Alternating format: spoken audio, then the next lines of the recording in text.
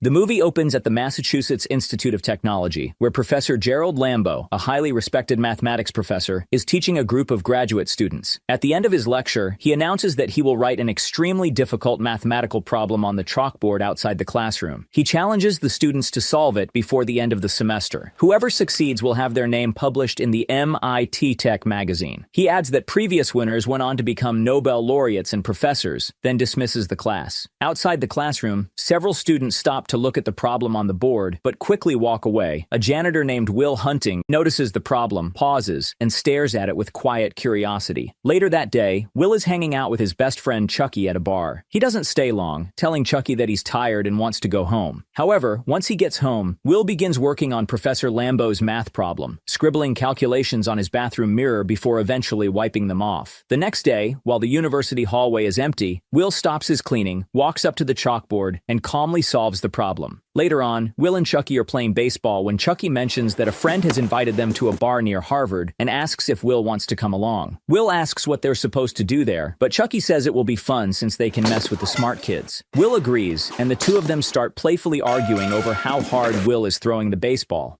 Back at MIT, Professor Lambeau is attending a casual reunion with fellow members of his 1972 graduating class when a few students approach him. He tries to brush them off. It's Saturday. Unless you want to have a drink with me tonight. Maybe. We just couldn't wait until Monday to find out. Find out what? Who proved the theorem? Surprised, Lambeau follows them to the hallway, examines the solution, and confirms that it's correct. He asks if any of the students solved it, but they all admit they didn't.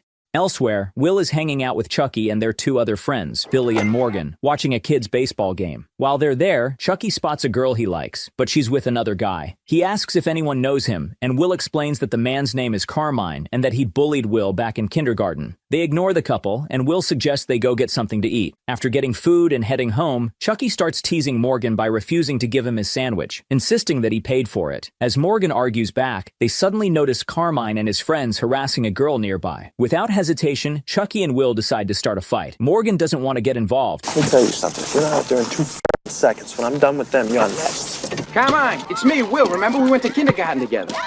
Will punches him, sparking a full-blown brawl between the two groups. As the fight escalates, police officers arrive. Will continues attacking Carmine until his friends pull him away. When the officers try to arrest him, Will strikes one of them, leading to him being handcuffed and taken away. At MIT, Professor Lambeau holds another lecture and announces that the student who solved the original math problem should come forward to receive the reward. The classroom falls silent as no one steps up. When it becomes clear that no one will claim it, Lambeau reveals that he has posted a second problem on the board, one so complex that it took him and his colleagues 2 years to solve. Meanwhile, Will is released from jail and picked up by Chucky. He tells Chucky that his arraignment is scheduled for the following week. Later, Will returns to MIT and begins working on the new problem. Professor Lambeau and his assistant Tom walk into the hallway. They mistake Will for someone vandalizing the chalkboard. Will immediately panics and runs off. Sorry. While Lambeau angrily scolds him. That's people's work. You can't graffiti here. Don't you walk away from me. Will tells him in the most polite and gentle way to leave him alone. Hey, you. When Lambeau turns back to the board and reviews what was written, he is stunned to realize that the solution is completely correct. Looks right. Later, Will and his friends head to the Harvard bar Chucky mentioned earlier. Before they go inside, Morgan jokes about Will losing his janitor job at MIT. Why did you get fired, Will? Come on. Management was restructuring. My uncle could probably get you on a demo tape. Can you do that? You kidding me? I asked you yesterday if I could get a job. And I told you no yesterday. Inside the bar, Chucky goes to get drinks, then notices a group of Harvard girls and decides to approach them. He introduces himself and lies about being a Harvard student, even claiming he once took a history class with one of the girls, Skylar. While Chucky is talking, another student named Clark overhears the conversation and interrupts. Knowing Chucky is lying, Clark says he actually took the class Chucky mentioned. He begins questioning Chucky about the course and launches into a long, arrogant discussion about history, clearly trying to embarrass him. Will watches from nearby and steps in when he sees his friend struggling. He calmly dismantles Clark's arguments, pointing out that Clark is simply repeating ideas from a well-known history book. You're a first-year grad student. You just got finished reading some Marxian historian, Pete Garrison probably. You're gonna be convinced of that till next month when you get to James Lemon. Then you're gonna be talking about how the economies of Virginia and Pennsylvania were entrepreneurial and capitalist way back in 1740. That's gonna last until next year. You're gonna be in here regurgitating Gordon Wood, talking about, the pre-revolutionary utopia and the capital-forming effects of military mobilization. Well, as a matter of fact, I won't, because Wood drastically underestimates the impact of social... Wood drastic. dramatically underestimates the impact of social distinctions predicated upon wealth, especially inherited wealth. You got that from Vickers. Work in Essex County, page 98, right? Yeah, I read that too. Were you going to plagiarize the whole thing for us? Do you have any thoughts of your own on this matter? Or is that your thing? You come into a bar, you read some obscure passage, and then pretend you pawn it off as your own idea just to impress some girls? Embarrass my friend? Clark is left speechless. See, the sad thing about a guy like you is in 50 years, you're going to start doing some thinking on your own, and you're going to come up with the fact that there are two certainties in life. One, don't do that. And two, you dropped 150 grand on a education you could have got for $1.50 in late charges at the public library. Yeah, but I will have a degree, and you'll be serving my kids fries at a drive-thru on our way to a skiing trip. Yeah, maybe. Yeah, but at least I won't be unoriginal. Will then asks if Clark wants to take the argument outside and settle it like men, but Clark backs down and walks away. Skylar, who has been watching the exchange, is clearly impressed. Moments later, she approaches Will herself and jokingly calls him an idiot for not coming over to talk to her. I've been sitting over there for 45 minutes waiting for you to come and talk to me, but I'm tired now and I have to go home. I couldn't sit there anymore waiting for you. She gives him her phone number and suggests they get coffee sometime. Will agrees, and Skylar says goodnight before leaving. Afterward, Will and his friends leave the bar. Outside, they spot Clark again, and Will can't resist taunting him by flashing Skylar's phone number and bragging that he got the girl. The group then heads home. The next day, Professor Lambeau and his assistant visit Will's supervisor at MIT. I just need the name of the student who works here. No students work for me. The supervisor explains that Will is not a student and that he didn't show up for work that day. He also mentions that Will got the job through his parole officer and provides Lambeau with the officer's contact information. Meanwhile, Will appears in court for his arraignment on charges of assaulting a police officer. He represents himself, confidently arguing his case. Professor Lambeau arrives and watches the proceedings. Your Honor, Henry Ward Beecher in Proverbs from the Plymouth Pulpit, 1887, said, and I quote, This is excuse 20th me, century, Your Honor. excuse Gonna me. make a mockery of the court. I am afforded the right to speak in my own defense, sir, by the Constitution of the United States. This is the same Don't tell me document about which the guarantees Constitution my of the liberty. United States. Now, liberty, in case you've forgotten, is the soul's right to breathe. I mean, it cannot take a long breath. Laws are girded too tight. Without liberty, man is a cinco. Man is a what? Ibid, Your Honor. Will cites old legal precedents and constitutional law, attempting to argue that the case should be dismissed. However, the judge reveals that Will has a long history of charges, including assault, theft, impersonation, and other minor crimes, many of which were previously dismissed because Will successfully defended himself. This time, the judge refuses to dismiss the case, sentences Will to jail time, and sets bail at $50,000. Afterward, Will is taken back to jail. While there, he calls Skylar and introduces himself as the guy from the bar. He apologizes for not calling sooner and suggests they still go out sometime. During the conversation, he casually asks if she's a pre-law student. Later, Will is taken to a private room in the prison to meet Professor Lambeau. Do you want? Lambeau introduces himself I'm Gerald Lambeau, professor you're told to f*** himself. and explains that he has spoken to the judge, who has agreed to release Will under Lambeau's supervision. However, the deal comes with two conditions. Will must meet with Lambeau weekly to work on advanced mathematics, and he must also attend regular therapy sessions. If he fails to comply, he will return to jail. Will agrees to the math but refuses therapy. All right, I'll do the math, but I'm not going to meet with any therapist. It's better than spending that time in jail, isn't it? Soon, Will and Professor Lambeau begin working together, proving complex theories and solving advanced mathematical problems. The night before his first therapy session, Will reads the therapist's book. At the session the next day, he treats the process as a joke, mocking the therapist and ridiculing the book. Do you find it hard to hide the fact that you're gay? What are you talking about? What? Look, buddy, 2 seconds ago you were ready to give me a jump. A jump? Are you? I'm terribly sorry to disappoint you. Hey, look, I don't have a problem with it. I don't care if you putt from the rough. What are you putting from the rough? What on earth are you talking about? Offended, the therapist storms out and tells Lambeau he will no longer work with Will. The following day, Lambeau brings in another therapist who attempts hypnosis. Once again, Will refuses to take the session seriously, joking and derailing the process until the therapist angrily leaves. What? Oh, come on. He left. You can't pin that on me. I told you to cooperate with these people. Look into my eye. Get out, Will. After Will leaves, Lambeau's assistant, Tom, asks what he plans to do next. Lambeau reveals that there is one more therapist he believes can handle Will, a former college roommate. The story then shifts to Sean Maguire, Lambeau's longtime friend and former college roommate, who now teaches psychology to undergraduate students at a community college. During his lecture, Sean explains the importance of trust in therapy when Lambeau suddenly enters the classroom. Sean pauses his lesson and introduces Lambeau to the students. Ladies and gentlemen, we are in the presence of greatness. Professor Gerald Lambeau, Fields Medal winner for combinatorial mathematics. Hello. Anyone know what the Fields Medal is? It's a really big deal. It's like the Nobel Prize for math. After dismissing the class, the two men head to a restaurant to talk. Lambeau asks Sean why he didn't attend their reunion, and Sean casually replies that he was busy. Lambeau then explains that he needs Sean's help with Will, insisting that Sean is the only person who can get through to him. Sean is skeptical and asks what makes Will so special. Lambeau compares Will to Srinivasa Ramanujan, a self-taught mathematical genius from India who lived over a century ago.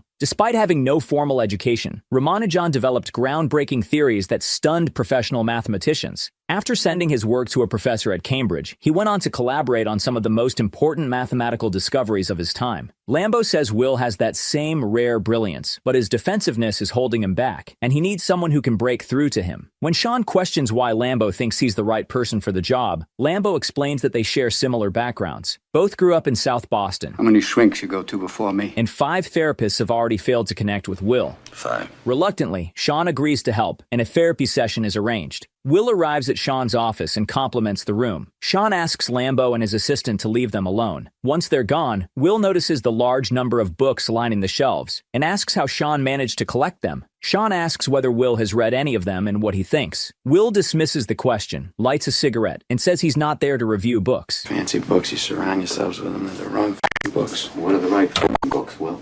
Hey, whatever blows your hair back. I haven't got much hair left. You know you'd be better off shoving that cigarette up your ass. It'd probably be healthier for you. Yeah, I know. It really gets in the way of my yoga. He mocks Sean's taste in history, suggests different titles, and criticizes the collection. When Sean tries to make casual conversation, Will steers the discussion elsewhere. Will then notices a painting and asks about it. Sean reveals that he painted it himself and asks for Will's opinion. Will analyzes the artwork and coldly suggests that it reflects emotional pain caused by marrying the wrong woman. Maybe you married the wrong woman. Maybe you should watch your mouth. Will continues, claiming Sean's wife probably left him for another man. What happened?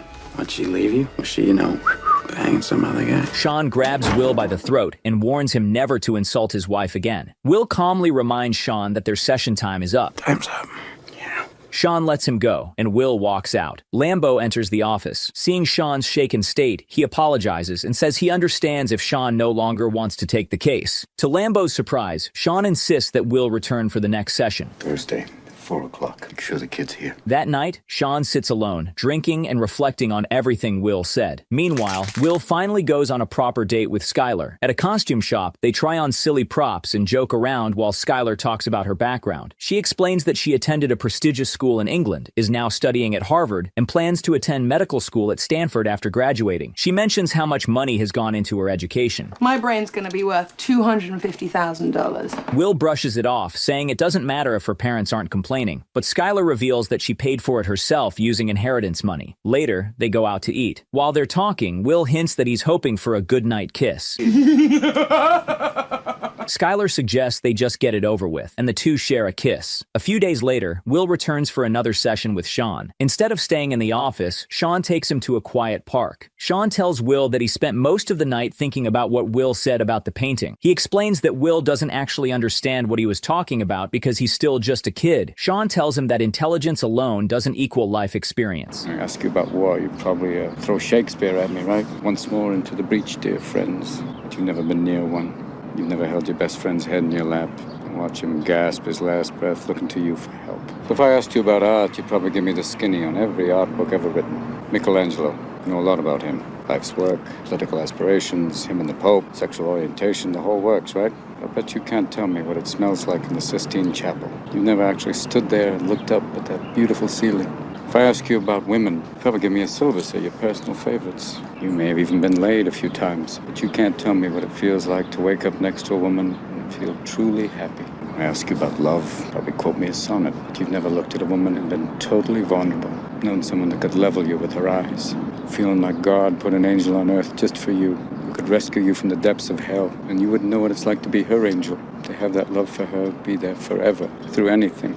Through cancer, and you would know about sleeping sitting up in a hospital room for 2 months holding her hand because the doctors could see in your eyes that the terms visiting hours don't apply to you. You don't know about real loss because that only occurs when you love something more than you love yourself. You're a tough kid. I look at you, I see a cocky, scared, shitless kid. But you're a genius, Will. No one denies that. No one could possibly understand the depths of you. You're an orphan, right? Do you think I'd know the first thing about how hard your life has been? How you feel, who you are, Because I read Oliver Twist. Does that encapsulate you? I can't learn anything from you. I can't read in some f***ing book. Unless you want to talk about you, who you are, then I'm fascinated. I'm in. But you don't want to do that, do you, sport? You're terrified of what you might say.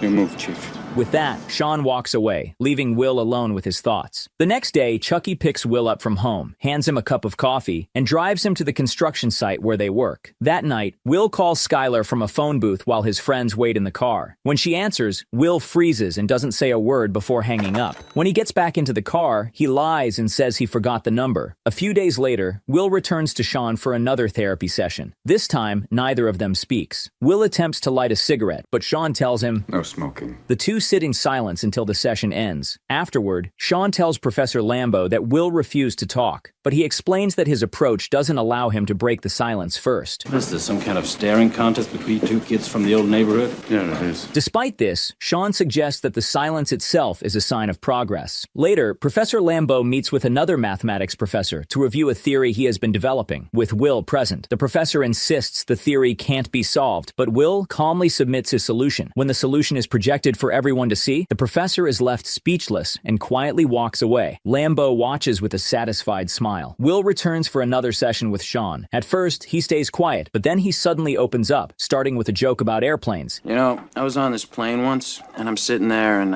captain gets on, he does this whole, we'll be cruising at 35,000 feet, but then he puts the mic down, he forgets to turn it off. And so he turns to the co-pilot, and he's like, all I could use right now is a fucking blowjob and a cup of coffee. So the stewardess fucking bombing up from the back of the plane to tell him that the microphone's still on. This guy in the back of the plane's like, hey, hon, don't forget the coffee. You ever been on a plane? No, but it's a fucking joke. It works better if I tell it in the first person. Yeah, it does. I have been late, Really?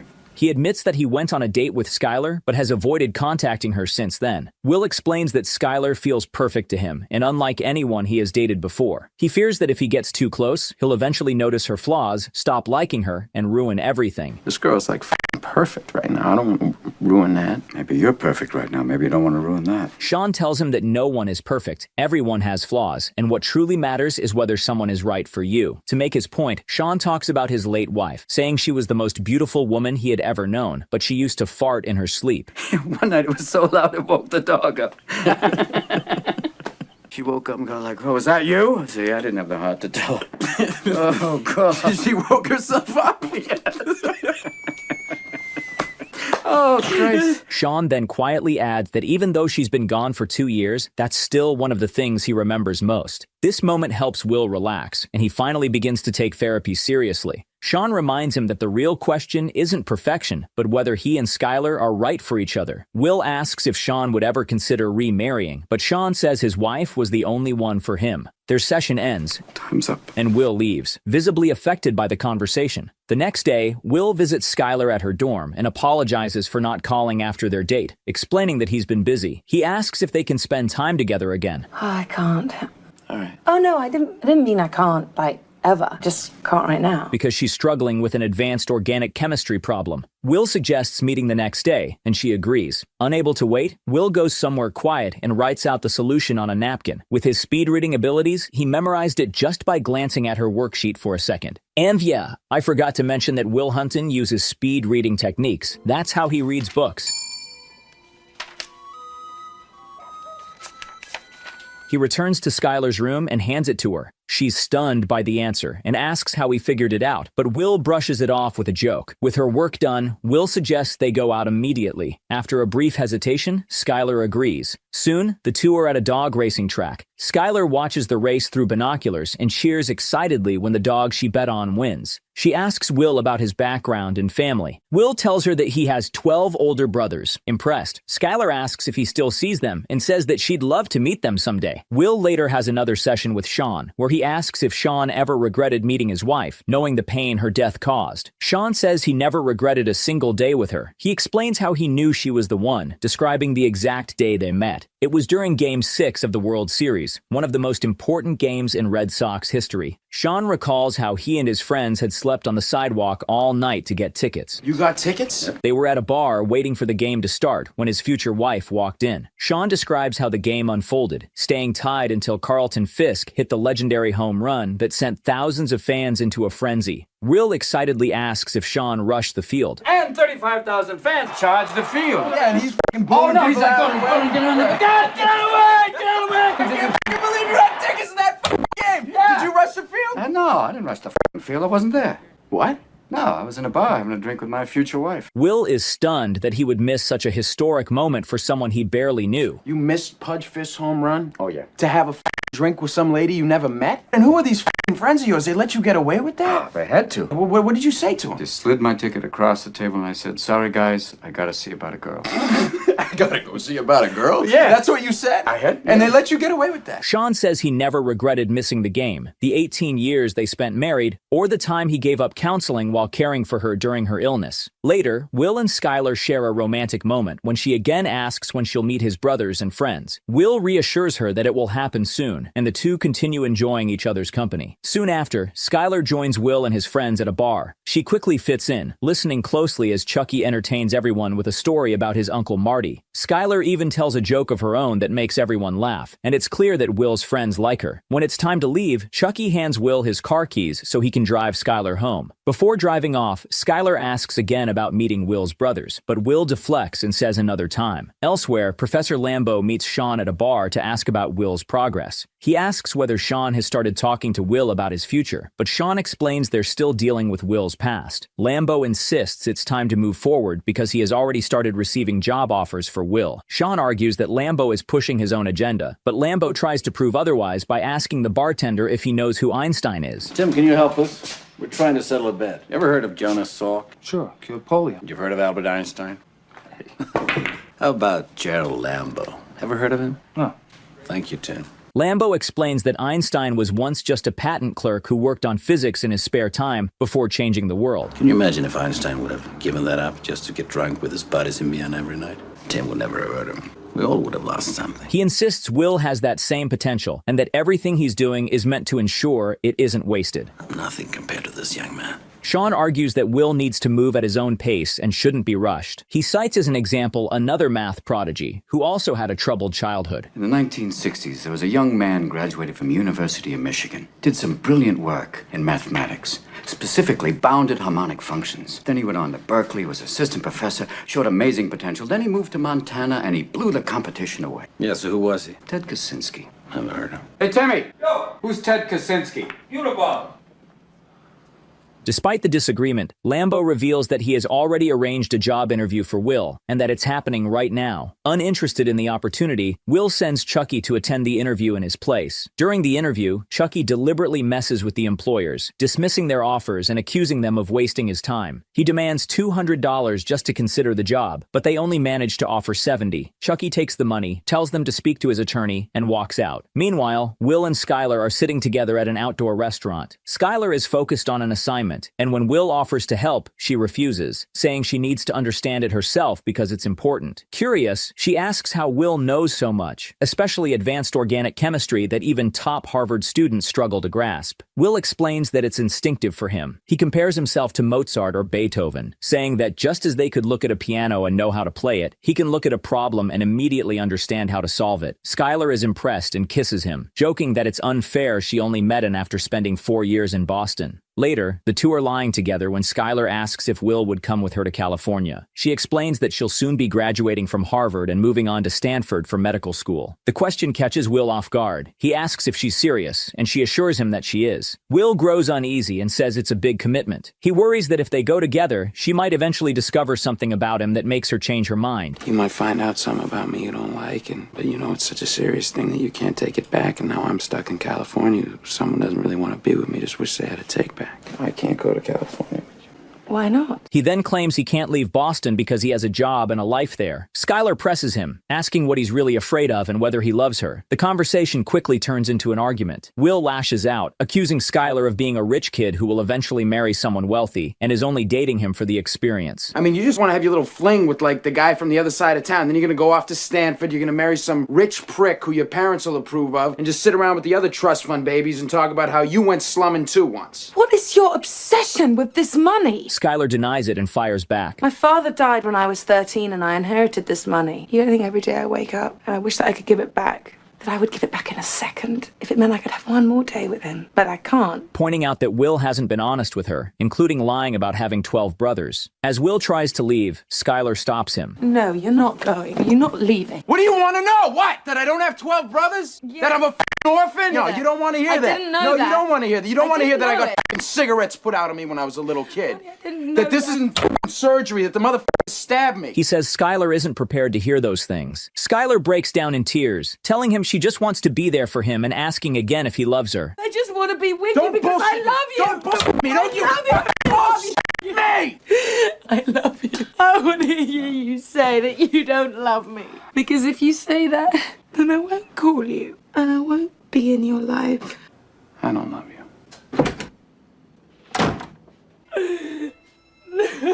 The next day, Will meets with Professor Lambeau. Lambeau begins reviewing a mathematical theory Will has just completed and raises a question about it, but Will cuts him off, insisting that it's correct. But did you think of the possibility? That's right. Let's take it home with you. Acting distant and irritated, Will tries to leave. Lambeau stops him and asks about the job interview he arranged. Will casually says he skipped it because he had a date with Skylar and sent Chucky instead. Lambeau becomes frustrated, explaining that Will's behavior reflects poorly on him. Will angrily demands that Lambeau stop arranging interviews on his behalf. Maybe I don't want to spend the rest of my life sitting around explaining shit to people. When Lambeau asks for some appreciation, Will snaps. He grabs the papers containing the mathematical theory and explodes. Do you know how easy this is for me? Do you have any idea how easy this is? This is a joke. And I'm sorry you can't do this. I really am, because I wouldn't have to sit here and watch you fumble around and it up. In a moment of rage, he sets the papers on fire. Lambeau rushes to put out the flames, but much of the work is already destroyed. Yeah, you're right, Will. I can't do this proof. But you can, and when it comes to that, it's just a handful of people in the world who can tell the difference between you and me. But I'm one of them. Sorry. Yeah, so am I. Most days I wish I never met you. Because then I could sleep at night. I didn't have to walk around with the knowledge that there was someone like you out there. I didn't have to watch you throw it all away. Days later, Will attends an interview with the National Security Agency. The interviewer explains the scope of the work and boasts that the agency is even larger than the CIA. He asks Will why he wouldn't want to work there. After thinking for a moment, Will responds by outlining a hypothetical scenario. He helps crack an unbreakable code. The information leads to the bombing of a rebel group somewhere in Africa or the Middle East. Innocent people die, and the United States installs a government that serves its own interests, such as securing cheap oil. Will says he doesn't want to be responsible for destroying lives in the name of political ambition. He ends the interview by saying he'll keep his options open. The story returns to Will's therapy session with Sean. Sean asks Will if he believes he has a soulmate. Will says it's Chucky, but Sean explains that Chucky is more like family. A soulmate, he says, is someone who opens up your soul. Will then lists famous philosophers as his soulmates, but Sean reminds him that they're dead, and real soulmates are living, breathing people. Sean tells Will that not many people are given the kind of opportunity he has, and that many parents work exhausting, low-paying jobs just to give their children a chance at something like this. Will argues that there is dignity and honor in those kinds of jobs. Sean counters by pointing out that Will didn't become a janitor at a prestigious university out of honor. He did it while secretly solving problems no one else could. Sean presses him, asking what he truly wants to do with his life. Will sarcastically replies that he wants to be a shepherd. Realizing Will is mocking him and refusing to be honest, Sean asks him to leave. No, time's not up yet. Confused and frustrated, Will snaps back, accusing Sean of giving up on life after losing his wife and settling for less. Sean calmly asks Will again what he wants to do. When Will can't answer, Sean tells him to leave, and Will walks out. Later, Will calls Skylar just to check on her before she leaves. He tells her about the job interviews. Skylar tells him that she loves him. I love you. Will. You take care. Bye. Skylar is visibly hurt. Soon after, she heads to the airport and flies to California for medical school, while Will returns to his construction job in Boston. During a break at the construction site, Chucky asks Will about Skylar, and Will tells him she is left for medical school in California. Chucky then has a heartfelt conversation with him. He asks about the therapy and the job opportunities Lambeau is lining up. Will says he doesn't want to spend his life as a lab experiment or sit behind a desk for 50 years. I'm gonna be a f***ing lab rat. Better than this shit. He says he's content staying in Boston, working construction, living near Chucky, and raising a family right where they are. Chucky finally tells him the truth. He says Will is being selfish and foolish for throwing away his gift. He tells him that 20 years from now, it would break his heart to still see Will doing the same job. In 20 years, if you're still living here and you're still working construction, I'll f***ing kill you. Knowing what he was capable of becoming, Chucky explains that Will is sitting on a winning lottery ticket, and anyone else in their neighborhood would do anything to have what he has. Because I'd do anything to have what you got. He admits that every time he comes to pick Will up, he hopes that one day Will won't be there. Because I think maybe I'll get up there and I'll knock on the door and you won't be there. No goodbye, no see you later, no nothing. Just left. Because that would mean he finally left to become something more. Will quietly absorbs every word. Back at Sean's office, Professor Lambeau arrives for Will's scheduled session, only to find that neither Sean nor Will is there. He calls Sean and warns him that if Will stops attending therapy, he'll be forced to file a report. I'm sitting in your office and the boy isn't here. An hour and 10 minutes late. Well, if he doesn't show up and I file a report saying he wasn't here and he goes back to jail, it won't be on my conscience. A little later, Sean arrives at his office, where he gets into a heated argument with Professor Lambeau. Lambeau accuses Sean of enabling Will's fear and holding him back. Sean responds that Will pushes people away because of deep emotional trauma and a fear of abandonment. He pushes people away before they have a chance to leave him. It's a defense mechanism, all right? Lambeau insists that Will is strong enough to move forward, and that Sean is letting his own past influence his judgment. Don't you do that. Don't infect him with the idea that it's okay to quit, that it's okay to be a failure, because it's not okay, Sean. And if you're angry at me for being successful, for being what you could have been, Sean. I'm not angry at you, Jeff. Oh, yes, you're angry at me, Sean. You resent me, but I'm not going to apologize for any success I've had. Unbeknownst to them, Will arrives and overhears the argument. You're angry at me for doing what you could have done, but ask yourself, Sean, if you want Will to feel that way, if you want him to feel like a failure. Oh, you arrogant shit. That's why I don't come to the goddamn reunions, because I can't stand that look in your eye. That condescending, embarrassed look. You think I'm a failure. I know who I am, and I'm proud of what I do. It was a conscious choice. I didn't f*** up. I knew you before you were a mathematical god. When you were pimple-faced and homesick and didn't know what side of the bed to piss on. Why are you still so f***ing afraid of failure? Yeah, you were smarter than me then, and you're smarter than me now, so don't blame me for how your life turned out. It's not my fault. I don't blame you. It's not about you, you mathematical dick. It's about the boy. As tensions rise, Will steps in. Lambeau, seeing him, excuses himself and leaves. After Lambeau is gone, Will notices his case file in Sean's hand. Sean explains that he must submit progress reports to the judge. Hey, you're not gonna fail me, are you? Inside the file are photographs showing bruises from Will's abuse and foster care. Will asks if Sean ever experienced anything like that. Sean then reveals that his own father was abusive. My father was an alcoholic, mean drunk. He'd come home hammered, looking to wail on somebody. So I'd provoke him so he wouldn't go after my mother and little brother. The interesting nights were when he wore his rings. Yeah, he used to just put a wrench, a stick, and a belt on the table and just say choose. Well, I gotta go with the belt there, Vanna. I used to go with the wrench. Why the wrench? Because him, that's why. Your foster father. Yeah. Will finally admits that he pushes people away as a defense mechanism because he's afraid of being abandoned, which is why he pushed Skylar away. Sean gently looks at him and tells him that everything he went through was not his fault. You see this? All this shit. This is not your fault. I know. Look at me, son. It's not your fault. I know. No, you don't. It's not your fault. It's not your fault. Don't f with me. It's not your fault. Don't f with me, all right? Don't f with me, Sean, not you. It's not your fault. Eventually, the words break through. Will collapses into Sean's arms, sobbing uncontrollably and apologizing as years of pain finally come pouring out. Later that night, alone in his room, Will reflects deeply on everything that's happened. The next day, he shows up at one of the firms Professor Lambeau arranged an interview with, McNeil, and tells them he's there for the position. Will returns for his final therapy session with Sean and tells him that he accepted the job at McNeil. Sean asks if that's truly what he wants, then congratulates him, though he looks disappointed that Will have chosen the life Professor Lambeau wants for him, not his own path. You do what's in your heart, son, you'll be fine. Will thanks Sean for everything and promises to stay in touch, and the two share a final hug as Sean wishes him luck on his journey. Good luck, son. Afterward, Will meets his friends at a bar, where they surprise him with a birthday celebration. Outside, they reveal a car they built themselves as a gift. Me and Bill scraped together the pots, and Morgan was out panhandling for change every day. I had the rotor to do all the body work. Chucky explains that it will help Will get to work without needing rides. Will is overwhelmed with gratitude and thanks them sincerely. Later, Professor Lambeau visits Sean to apologize for their fallout. He notices Sean packing up his office and asks about it. Sean explains that he's taking time off to travel, to clear his head. The two men leave together for a drink. Will writes a letter and drives to Sean's house, quietly dropping it into the mailbox before driving away. Upstairs, Sean finishes packing and notices Will leaving. He goes downstairs and retrieves the letter. It says, If the professor calls about that job, just tell him, sorry. I had to go see about a girl. Will. Son of a bitch. Stole my line. At the same time, Chucky and the others drive to Will's place to pick him up. Chucky knocks repeatedly, but there's no answer. He looks through the window, realizes Will is gone, and smiles. He returns to the car and tells the others. Not there. Without another word, they drive off. The film ends with Will driving west, heading toward California and a future he finally chose for himself.